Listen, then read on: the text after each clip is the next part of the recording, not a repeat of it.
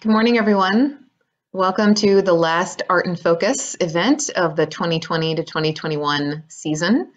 And our subject today is this photograph by Lalla Essaydi, Harem Revisited number 31 from 2012. For those of you who have watched these videos before or have attended our Art in Focus events in the past, you know that in the before times, we would gather in front of the actual object in the galleries, whether in the Bellarmine Hall galleries or in the Walsh Gallery, to just sit down and have a comfortable conversation about a single work of art. And we are certainly looking forward to when our Art in Focus events can return to being in person. But we also know that these online events, people can participate in ways that they might not be able to make time to come to Fairfield at 11 a.m. on a Thursday. So as we look ahead to the future, even once we return to in-person events, whenever that may be, we are planning to still do at least one or two virtual Art in Focus events. To give you a little bit of a sense of what this might have been like had we been able to meet in person, our show, By Design, Theater and Fashion in the Photography of Lalla Essaydi, is on right now until tomorrow in the Walsh Gallery, which is inside the Quick Center for the Arts at Fairfield. If you visit our website, that's at the bottom of the screen right now, fairfield.edu/museum/Lalla Essaydi, you can visit the Matterport 3D tour of the exhibition. And it's interesting, one of these contradictions between the virtual and the real, that tomorrow the physical show ends, and next week we'll start deinstalling these photographs and sending them back to the gallery. But the virtual exhibition will live forever. In a certain sense. So you can visit our website, you can walk through the space. I'm not showing you the Matterport itself because it tends to become a little bit jerky if we're trying to do it while live streaming, but if you haven't seen a Matterport before, this is what the interior view looks like. Each one of those little blue circles is the label, so you could click on it, move in front of the artwork, and read the label text that you would have read in the gallery. But what the image that we're going to talk about, you'll notice that there's a difference in scale. Lalla Essaydi's photographs are printed very large. A number of them occur in sets. You see the one on the left, this face of a woman is divided into 4. The images on the back wall is a triptych of 3. But we will be going over to the right. You can see where my mouse is. I'm circling Harem Revisited number 31. And there we are standing in front of it. One of the things that you might notice, I'm actually going to go back to the gallery view for just a second. One of the things you might notice about every one of these images without even walking up close to them is that each one of them has the characteristic black border of a printed photograph on a white mounted board. And as we approach Harem Revisited number 31, that outline of the photograph becomes even more clear. And you can see at the right on the edge of what would be the film, we see the Kodak and the other sort of identifying markers of this as a work of film. And what was interesting to me, as someone who's trained in the Renaissance, I mean, we do not deal with living artists typically, but you work in an academic art museum, we like to joke that you become a generalist very quickly. And when you're working on a show of contemporary art, you're working in concert with the artists. You're seeking out their feedback. You're getting their approval on certain things, because at the end of the day, these are images that Lalla Essaydi has the rights to. You might have seen in the caption, it says copyright Lalla Essaydi, courtesy of the artist, courtesy of her gallery.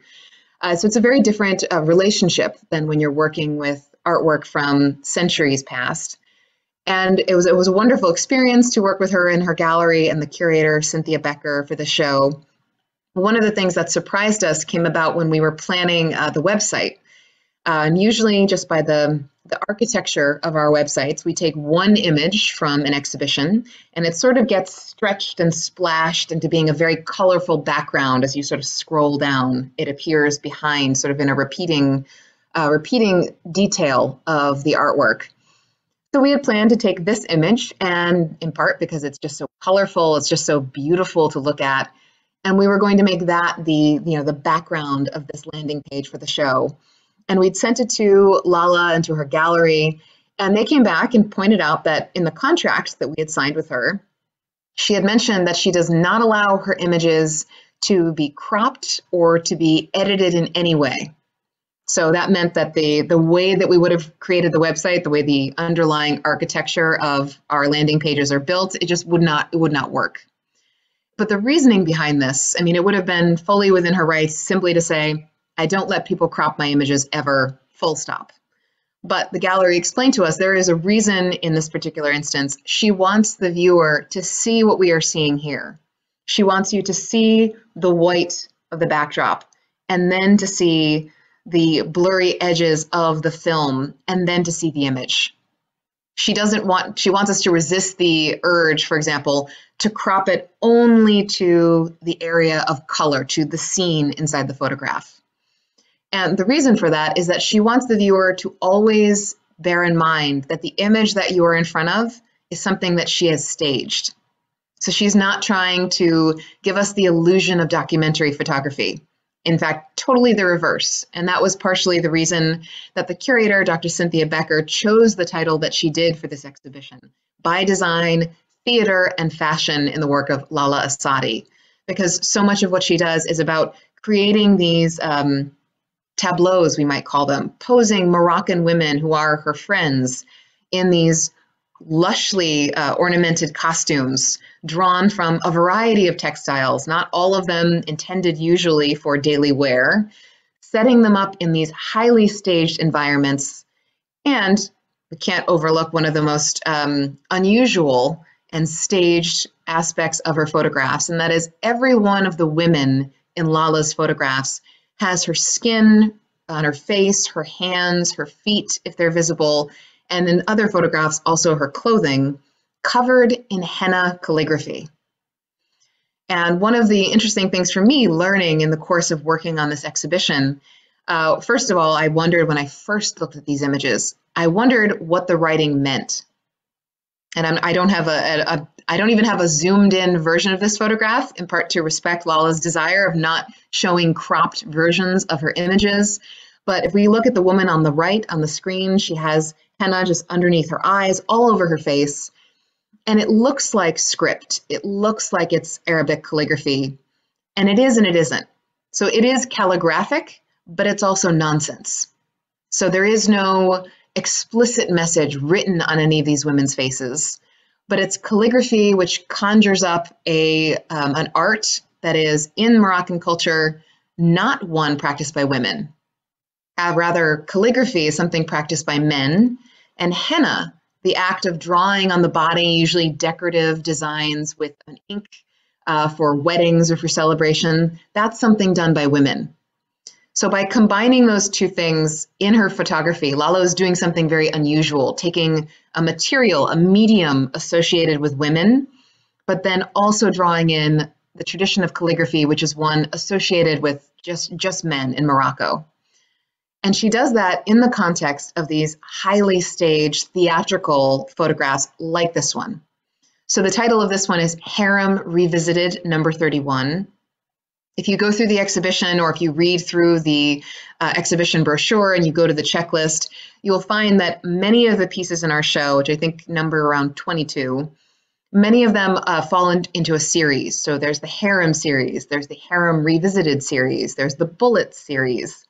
And many of them have similar numbers just by chance of the ones we chose. So I think we have both Harem 31 and Harem Revisited 31, two separate photographic series. She returned to it after a couple of years.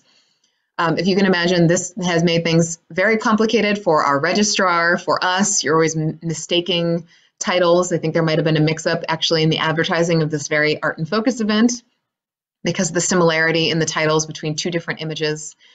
But Harem Revisited number 31 from 2012, what does it give us? We're looking at three women in some kind of interior. One of them, the woman on the right, kneeling on what seems to be some overlaid carpets. She has her hands raised and there's a textile sort of draped and looped, a very long textile if you can follow it. You can see down where it ends in threads, but it seems to be looped over her arms a couple of times. There are two women then seated on a slightly higher, a bench, a sofa, something that's also covered in textiles in multiple layers. And they have their feet up. We can see that there's the henna calligraphy is covering their feet. And all three of them are looking at us. Now, if we were live and in person, I would ask people to comment on how they are engaging with us or what their reaction is to being looked at in this manner. And no matter, what the composition of the group, the answers will always be slightly different. The only group that I've been able to do this with in person, I should say, it's virtually live, let's say, this semester during the run of the show was a group called the Hope Club, which is a partnership between Cesar Batalla Middle School in Bridgeport and Bassick High School. They're all English language learners. Many of them are immigrants. And I've been working with them for a few years. One of the leaders of the group is a Fairfield GSAP alumna, Jess Baldazan. And the kids are really great. They always say things that I am not expecting. So I have found that my personal reaction to the women in Lalla Essaydi's photographs in this exhibition is that I often feel that I'm being assessed, that there's a very sort of cool and assessing gaze that these women are turning on me as I'm looking at these images. And what surprised me is that these kids who range in age, some of them are fifth graders, some of them are high schoolers, they had really different reactions. Some of them felt that the women looked worried. They weren't happy that we had shown up. And others of them felt that they were asking us to come in. They're waiting for us to step into the image. So without us being together in person, it's hard for me to gauge how you personally are reacting to the images of these women that we're seeing here. But there's always room for interpretation. That's one of the wonderful things about looking together at a work of art. But it is true that if you look at Lalla Essaydi's work, and certainly the work that is in the show, there are no male figures. So the bulk of her work is derived from, as I said, posing Moroccan women, most of whom are her friends, in these incredibly elaborate setups. And some of the works that we have on view in the show, particularly the ones that fall into her Bullet series, and I will encourage you to look at the Matterport tour and explore some of those, are so extraordinarily staged that they required assistants to put on the garments the women are wearing. I'll say that. You can go check out what I'm talking about after this Art in Focus. This one is less constructed in the sense that, well, we can imagine that all of these women could have put on these clothes by themselves, for example. But when we look at what the clothes that each woman is wearing, nothing here is simple. Nothing here is a single layer. So it's almost, you could think of it as sort of like an onion of multiple layers on the floor, on the couch, even on the backdrop. We see this pattern of arches on one textile, but then there's also these white curtains at the side. Everything is layered over another layer. And that goes right to the skin, where we have the henna calligraphy layered over another layer. We were also lucky enough during the run of the exhibition to have a lecture, which you can catch up with on YouTube, by Julie Learson, who works as the costumier for Theatre Fairfield. And she was talking just about fashion and textiles in all of this work. And it is extraordinary the way that Lalla Essaydi sort of takes very traditional, in some ways, Moroccan garments like kaftans, and does sort of a mashup of different garments, different textiles, to create something that is very new, that even contemporary Moroccans wouldn't look at and think that it's a traditional way to wear this or that garment, but one that is just sort of unusual. And even in the case of this image, some of the textiles that we're seeing that are used for layering on the floor and on the couch, that's not what they would be used for in a typical Moroccan home. Some of them would be used, for example, on top of chests, so decorative, not meant to be something that you would walk on. So she's transporting them into an entirely new environment, wrapping her female subjects in these array of colorful garments, and then letting them look at us as we come in, certainly not feeling anywhere as bright or as colorful as they seem to be. The woman on the right here who is carrying this long piece of fabric, that's another chance that I had to learn something fascinating about the tradition of textiles in Moroccan culture and the relationship of passing things down through a female line. So although it did not look like it to me, I couldn't have told you what I thought that piece of cloth was looking at it. Maybe a scarf. Maybe that's what I would have thought it was. But in fact, that long piece of fabric that she's holding is a belt that would be wrapped around something like a kaftan many times. So it's very long. And these could be extremely valuable objects that will be passed down from mother to daughter. And because they're so long, I learned from Cynthia Becker, who is the curator, that if a woman had two daughters, one way she might solve this sort of Solomonic problem would be she would cut the sash in two and then give one piece to each of her daughters, and it could carry on that way. So I can certainly imagine that being long enough to be something that could be cut in two and still serve as a belt. But it lends this very interesting, I think, air to the scene, the way that she's holding it in her hands, and really not in her hands. She's holding it almost on top of her wrists. And you wonder, is that something that she's preparing to put on? Is the kneeling woman going to attire one of the two women who's seating, or getting her ready for some sort of celebration, a party, maybe a wedding? The women in Lalla's photographs are almost always young. We had another speaker who is a Fairfield University professor, Sylvia Marson-Sackley, and she pointed out these are almost always women that appear on the cusp of marriage, so on the cusp of entering into a new phase of life in their culture. And you wonder, is that sort of, are we seeing behind the scenes of a bridal party? Maybe, maybe not. Maybe we're just seeing friends who are dressing up on a Friday night to have a little bit of fun. And again, I always come back to the way that these three women's faces are engaging with us as the viewer. Like I said, I perceive it as we've interrupted them, maybe in a certain sense, and they're just taking stock of us as we look at them. But of course, everyone will have a very different reaction. As I had said previously, one of the reasons why we wanted to use this image as sort of the cover image for the landing page of our website, we did use it for the cover of the brochure for the exhibition, is just that it's just so incredibly colorful. And now, of course, here we are in May. Everything outside is blooming and it's warm. Yesterday was really warm if you're in Connecticut.